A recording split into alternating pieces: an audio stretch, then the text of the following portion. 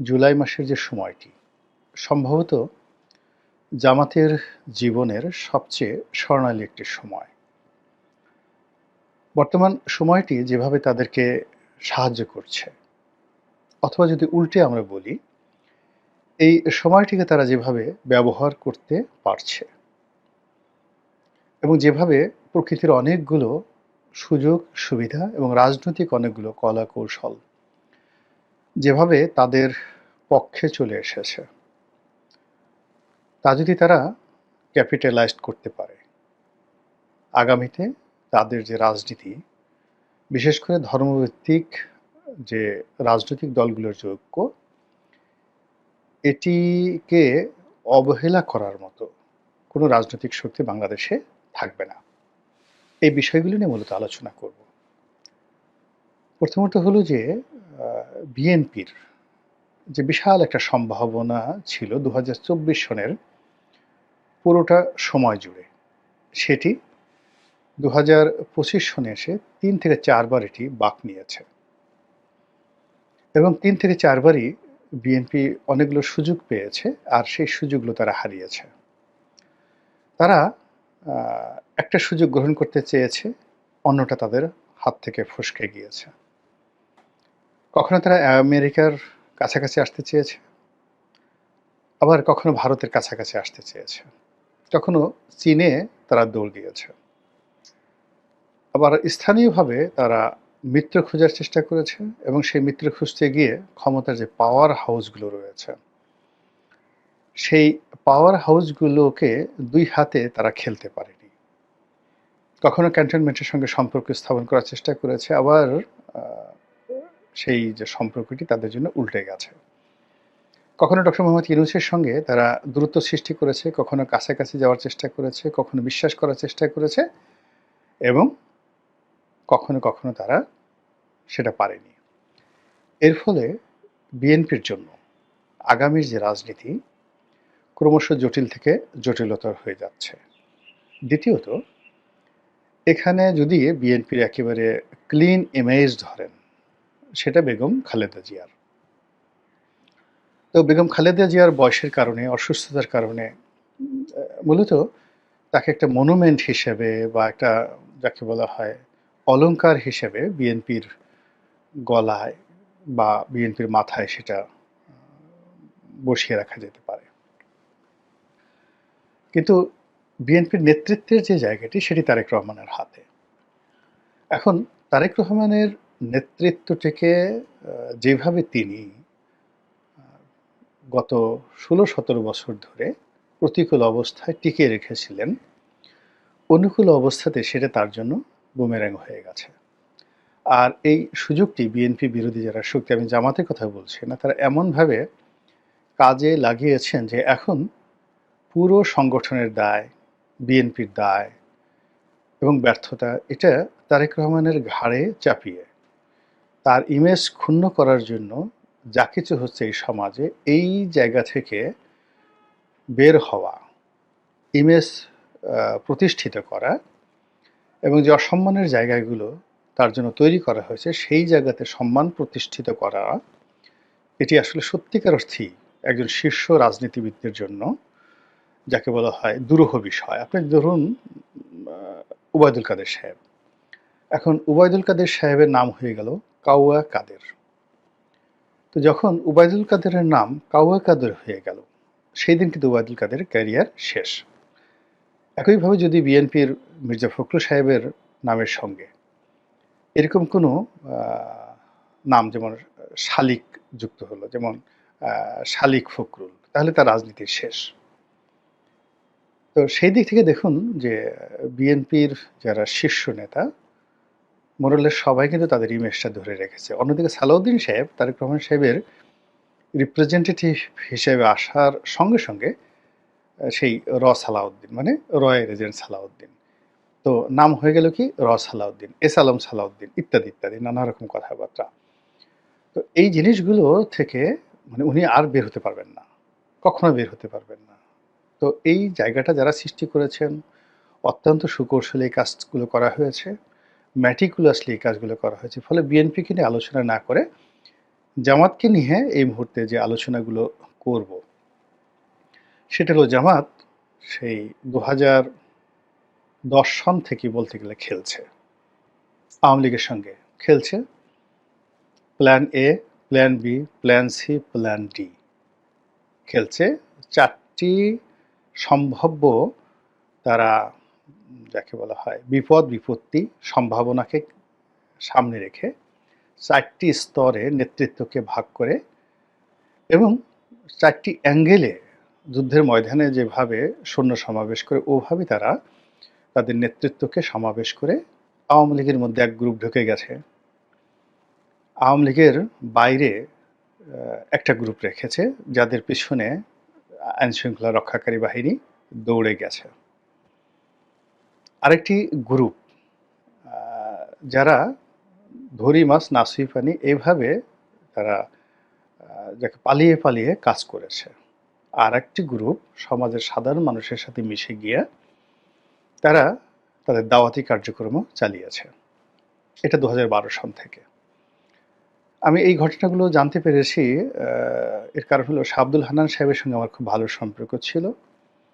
তো আমি জেলে যখন গেলাম যে আমাদের শীর্ষ নেতৃত্বদের সঙ্গে আমার যে কথাবার্তা হলো, আর জেল থেকে বের হওয়ার আগে এবং পরে তাদের যত শীর্ষ নেতা ছিলেন মোরলের সবাই আমাকে ভালোবাসতেন, স্নেহ করতেন এবং তাদের কথাবার্তাগুলো থেকে আমি যা ধারণা পেতাম ঠিক ওই ধারণা থেকেই কথাগুলো বললাম। যাই হোক, এটা গেল আওয়ামী লীগের সঙ্গে। ঠিক বিএনপির সঙ্গে তারা এরকম ৪টি ধাপে খেলেছে এবং অন্যান্য ইসলামিক দলগুলোর সঙ্গে তারা এইভাবে খেলেছে এবং কারোর সঙ্গে তারা কিন্তু সম্পর্ক নষ্ট করেনি। তো সেগুলো করে করে দেখেন ৫ই আগস্টের পর একমাত্র রাজনৈতিক দল যারা পুরো পরিস্থিতিকে ক্যাশ আউট করার মতো মেধা দেখিয়েছে, যোগ্যতা দেখিয়েছে এবং যেখানে যতটুকু নড়াচড়া করা দরকার ঠিক অতটুকু নড়াচড়া করেছে। ফলে চাঁদাবাজি বলেন, দখলবাজি বলেন, এর কোনো বদনাম তাদের মধ্যে আসেনি। তাদের আমিরকে জামাত বিরোধী শক্তি বারবার বদনামের শিকার করার চেষ্টা করেছে, তাকে নিয়ে ট্রল করার চেষ্টা করেছে। এখন যেভাবে তারেক রহমান সাহেবকে নিয়ে যেভাবে আজে বাজে কথাবার্তা বলা হচ্ছে, জামাতের আমিরকে নিয়েও সেই কথাগুলো বলার চেষ্টা করা হচ্ছে। সেই জায়গা থেকে ভদ্রলোককে জামাতের যারা লোকজন তারা বের করে নিয়ে এসেছেন। তিনি নিজে সতর্ক হয়েছেন, তার সঙ্গে সঙ্গে জামাতের যারা সাইবার যোদ্ধা আছেন তারা, জামাতের যারা মজলিসের শুরার সদস্য আছেন তারা জনাব আমিরে জামাতকে ওই যে ব্যাড রেপুটেশন, সেই ব্যাড রেপুটেশনের জায়গা থেকে সাধারণত ফিরে আসে না কেউ, কিন্তু তাকে ফেরত আনা হয়েছে। Now he is a clean man, গেল এক। ২ নম্বর হলো যে তারা ক্যান্টনমেন্টের সাথে ভালো সম্পর্ক রাখছে। তারপর ডক্টর মোহাম্মদ ইউনূসের সঙ্গে ভালো সম্পর্ক রাখছে, ভারতের সঙ্গে ভালো সম্পর্ক রাখছে, চীনের সঙ্গে ভালো সম্পর্ক রাখছে, এমনকি আমেরিকার সঙ্গেও তাদের সম্পর্ক ভালো।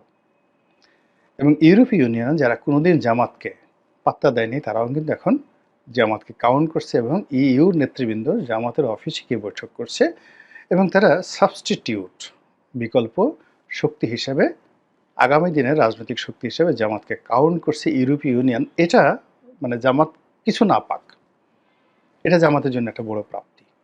এই গেল অবস্থা। ২ নম্বর হলো তারা আওয়ামী লীগের মতো একটা বৃহৎ শক্তিকে তাদের ব্যাপারে নিউট্রাল করে দিয়েছে। আগামীতে আওয়ামী লীগ যদি বন্ধুত্ব করতে চায় রাজনৈতিক অঙ্গনে, তারা অবশ্যই বিএনপির সঙ্গে করবে না, এনসিপির সঙ্গে করবে না, তারা জামাতের সঙ্গে করবে এবং তারপরে এমনকি ডক্টর মোহাম্মদ ইউনূসের সঙ্গে করবে। কিন্তু বিএনপির সঙ্গে আওয়ামী লীগের যে চিরায়ত দ্বন্দ্ব এবং সংঘাত, এই সংঘাতটা কিন্তু মানে যাকে বলা হয় সুপ্ত অবস্থায় আছে, কোনো অবস্থাতে এটা বাড়বে, আগামী দিনে কমবে না। এই গেল দ্বিতীয়। এরপরে যেটা আছে সেটা হলো তাদের এই যে গত ১০ মাসে তারা A B C D ৪টে team তারা করেছে এবং এরা মাঠে বিএনপির ইমেজ নষ্ট করা, বিএনপির রাজনীতি বিশেষ করে ছাত্রদলের রাজনীতিকে ডিফিকাল্ট করে দেওয়ার জন্য তারা বড় বড় শিক্ষা প্রতিষ্ঠান টার্গেট করে, যেমন কুয়েট, জাহাঙ্গীরনগর বিশ্ববিদ্যালয়, ঢাকা বিশ্ববিদ্যালয়, Dhaka college, city college, Titumir college এবং জগন্নাথ কলেজ। পুরো জায়গাটা, এই যে কৌশলগত জায়গাগুলো, শিবির, এনসিপি এমনভাবে তারা দখল করে রেখেছে। তারা একবার ক্যাম্পাস প্রথমে একেবারে এই ফেব্রুয়ারি মাস পর্যন্ত 2025 সনের তারা তো ছাত্রদলকে ঢুকতেই দেয়নি। ছাত্রদলের ছেলেরা ঘুরে ঘুরে বেরিয়েছে। এরপর তারা পিছু হটছে। পিছু হটে মার্চ এপ্রিল থেকে এই জায়গাগুলো ছাত্রদল যখনই ঢুকছে এবং তারা সেই দল বল হুন্ডা মুন্ডা নিয়ে ঠিয়ে চাঁদাবাজ ময়লার ব্যবসা থেকে শুরু করে যা কিছু বদনাম তারা কামিয়ে ফেলেছে। আর এই যে মিটফোর্টের হত্যাকাণ্ডের পরে এখন আবার তারা ক্যাম্পাস দখল করে নিয়েছে, ঢাকা কলেজ থেকে শুরু করে অন্য সব জায়গাতে। বোঝার চেষ্টা করুন এখানে পলিটিক্সটা কি। এখানে খালি রাগ হলে চলবে না, গায়ে কুয়াত থাকলে চলবে না, পুরো বিষয়টা বুঝতে হবে, মনোযোগ সহকারে বুঝতে হবে। তো এইরকম যে অবস্থাগুলো তারা করেছে, তার বাইরে তারা যেটা করেছে, নিজেদের এই শিবিরকে দিয়ে তারা ছাত্রদল, মূল শক্তিটা ছাত্রদল, সেই ছাত্রদলকে দুর্বল করেছে আর যুব দলকে আল্লাহর রাস্তায় ছেড়ে দিয়েছে আল্লাহর মাল হিসাবে। ফলে যত দুর্নাম এবং বদনাম যুব দলের হয়েছে। এরপর তারা যে কাজটি করেছে, তাদের যে বি টিম, সি টিম, যেগুলো রাজনীতিতে তারা তৈরি করেছে এবং দীর্ঘদিন ধরে তারা তাদেরকে ফান্ডিং করছে। দীর্ঘদিন ধরে তাদের একেবারে অনেকগুলো ছোট ছোট রাজনৈতিক দল, একেবারে আজ থেকে ধরুন কি বলবো, এই 2016-17 সনে তখন থেকেই জামাত তাদেরকে টাকা দিয়ে, পয়সা দিয়ে, লজিস্টিক সাপোর্ট দিয়ে, সাহায্য সহযোগিতা করে অনেককে, অন্তত 20 থেকে 25টি দল, রাজনৈতিক দল, যাদেরকে লালন পালন করছে জামাত। তো জামাত লালন পালন করে তাদেরকে বিএনপির মধ্যে ঢুকিয়ে দিয়েছে এবং বিএনপির মধ্যে ঢুকিয়ে দিয়ে এখন তাদেরকে নিয়ে টানাটানি করছে এবং তারা জামাতের হুকুমের বাইরে যেতে পারবে না। এ কারণে they are the byproduct of Jamaat. তো এরকম অনেককে সেই টান দিচ্ছে। যে মুর্শিদের একটা গান আছে না, যে একটা জিকির, ওই যে নতুন একটা ডিজে জিকির বের হয়েছে, তো এরকম মুর্শিদের মতো, মানে এরকম মুর্শিদ মানে পথ প্রদর্শক। তো এরকম জামাত যাদেরকে পথ প্রদর্শন করছে রাজনীতিতে, ওই তাদের সুতোটা মানে জামাতের হাতে। আর যারা একবার রাজনীতিতে টাকা তোলার, চাঁদা গ্রহণ করার বা অন্যের সাহায্য নিয়ে, যাকে বলা হয় রাজনীতি করার, যাদের অভ্যাস গড়ে ওঠে, তারা জিন্দিগিতে নিজের পায়ে দাঁড়াতে পারে না। এদের মৃত্যু পর্যন্ত এইভাবে চলতে হয় পরগাছা হিসাবে। এটা সেই যে বঙ্গবন্ধুর জমানা থেকে শুরু করে আজ পর্যন্ত সবার মধ্যেই একই অবস্থা। আপনি যদি একবার পরগাছা হয়ে যান, মানে আপনার যদি ফাইন্যান্সিয়াল স্ট্রেংথ না থাকে, তারপরে নিজস্ব বিষয়ে সিদ্ধান্ত নেওয়ার ক্ষমতা না থাকে এবং নিজের যদি ব্যাকবোন বা মেরুদণ্ড না থাকে, তাহলে রাজনীতিতে আপনি কখনো দাঁড়াতে পারবেন না। তো এইভাবে ধরেন বিএনপি, অনেকগুলো দল যখন বিএনপি ভালো অবস্থাতে ছিল, তারা তৈরি করেছে মূলত আওয়ামী লীগকে দুর্বল করার জন্য। শেখ পরিবারের কাউকে আনা হয়েছে, এটা এরশাদ সাহেবও করেছেন, মূলত আওয়ামী লীগকে দুর্বল করার জন্য। নচেৎ শেখ পরিবারের যে লোকের মন্ত্রী বানানো হয়েছে, ওটা দরকার ছিল না। ছাত্রলীগ থেকে একজনকে টেনে আনা হয়েছে, এরশাদ সাহেব এনেছেন। ছাত্রদল থেকে এনে একেবারে সরাসরি মন্ত্রী বানিয়ে দিয়েছেন। এগুলো মূলত দলকে মানে দুর্বল করার জন্য। তো এই কাজগুলো বিএনপি যেভাবে করেছে, জামাতও ঠিক একইভাবে এই কাজগুলো করেছে অন্য কৌশলে। তারা যেই বিএনপির যে বড় বড় হাতগুলো রয়েছে, যে হাতগুলো শক্তিশালী হাত বিএনপির, এই হাতগুলোকে দুর্বল করে দিয়েছে। প্রথমত তাদেরকে বুদ্ধি দিয়ে, পরামর্শ দিয়ে, টাকা দিয়ে তাদের সাথে সম্পর্ক করে, আবার সেই সম্পর্কটা যখন কেন্দ্রীয় নেতৃত্বে তাদের কাউন্টার গ্রুপের কাছে দিয়ে একটা কেওয়াজ অ্যান্ড কনফিউশন তৈরি করা হয়েছে। ফলে বিএনপির যত শীর্ষ নেতাদের মধ্যে যে দূরত্ব এবং তারেক রহমান সাহেবের সঙ্গে অনেক সিনিয়র নেতাদের যে দূরত্ব, এই দূরত্বের পিছনে একটা জামাতি কৌশল এবং ভাইব কাজ করছে। এই গেল এক। 2 নম্বর হলো যে ছোট ছোট যে রাজনৈতিক দলগুলো, তারা তো আগে থেকেই বললাম যে ফান্ডিং করে তারা জামাতের এজেন্ট রূপে তারা বিএনপির সাথে থেকেছে। আর তাদেরকে নিয়ে জামাত ২-১ জনকে ছড়িয়ে নিয়ে এনেছে। আগামীতে আরও অনেককে ছাড়িয়ে আনার জন্য তারা রেডি হয়ে আছে। এবং দেখা গেল যে একেবারে শেষ মুহূর্তে বিএনপির উপর জামাতের যে কূটকৌশল, সেই কূটকৌশলটা এমনভাবে আবর্তিত হবে যে ২ চোখে অন্ধকার দেখা ছাড়া বিএনপির আর কোনো কিছু থাকবে না। এখন এই যে কৌশলগুলো, জামাতের এই কৌশলগুলো বা জামাতের এই ফেজ অফগুলো, এগুলো বিএনপির যারা শীর্ষ নেতৃবৃন্দ রয়েছেন, তারা কখনোই কাউন্ট করেননি। এমনকি এখনও তারা কাউন্ট করছেন না। তারা রাগ হয়ে জামাতকে গালি দিচ্ছেন বা মনে করছেন যে জামাতকে তারা যেকোনো জায়গাতে যেকোনোভাবে মোকাবেলা করতে তারা সক্ষম। কিন্তু এই যে টেকনোলজির যুগে এখানে সামাজিক মাধ্যম, গণমাধ্যম এবং একই সঙ্গে ইনভেস্টমেন্ট, এই ৩ টে জিনিস জামাত যেভাবে করছে ওভাবে বিএনপি পারছে না। বিএনপি ধরুন যেখানে বিএনপি এক জায়গাতে ৳১০ চাঁদা কালেকশন করছে একটা কমিটি গঠন করার জন্য। আবার বাইরে থেকে চাঁদা কালেকশন করছে একটা দোকান বা একটা ব্যবসা পাওয়ার জন্য। ওই জায়গাতে তো জামাত যাচ্ছে না। অন্যদিকে জামাত যে কাজটা করছে, বিএনপি শুধু আনাকুম, শুধু নিচ্ছে। কিন্তু তারা তো কাউকে দিচ্ছে না, টাকা পয়সা দিচ্ছে না। তাদের সাথে যারা সহযোগী আছে, ধরুন ২০ থেকে ২৫টা বা ৩০টি রাজনৈতিক দলের সাথে বিএনপির সম্পর্ক আছে। তো বিএনপি তাদেরকে তো ওইভাবে সাহায্য করছে না আর্থিকভাবে যেভাবে জামাত করছে। ফলে কি হচ্ছে? যখন টানাটানি হচ্ছে, সেই টানাটানির ক্ষেত্রে জামাত এগিয়ে যাচ্ছে।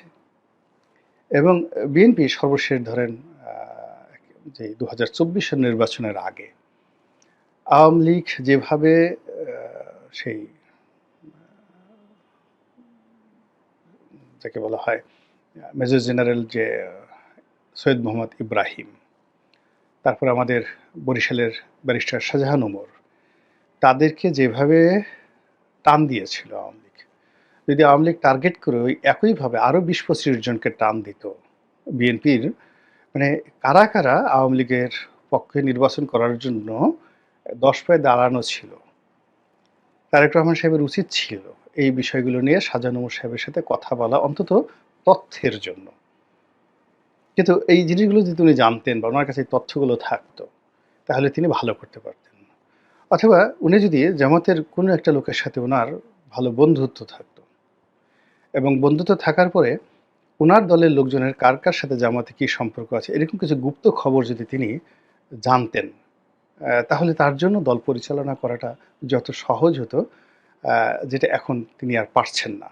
একে তো তিনি দূরে আছেন, ২ নম্বর হলো প্রতিদিনই বাংলাদেশের মাটি, প্রকৃতি এবং পরিবেশ বিএনপির জন্য রীতিমতো নেতিবাচক হয়ে যাচ্ছে।